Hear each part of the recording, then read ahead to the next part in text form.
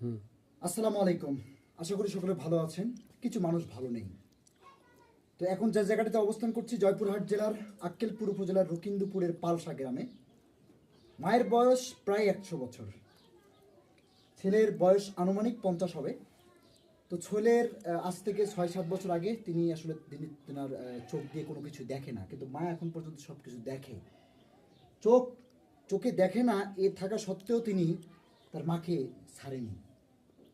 তার মা সহ তার বউ সহ একসঙ্গে একই পরিবারে থাকছেন।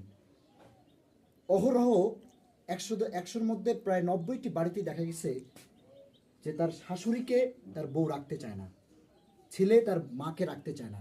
কিন্তু অবাক করার কাণ্ড যে 100 বছর পেরিয়ে যাওয়ার পর আম্মা অনেক সুস্থ আছেন, সবল আছেন, ছেলে কিন্তু চোখ হারা হয়ে গেছে।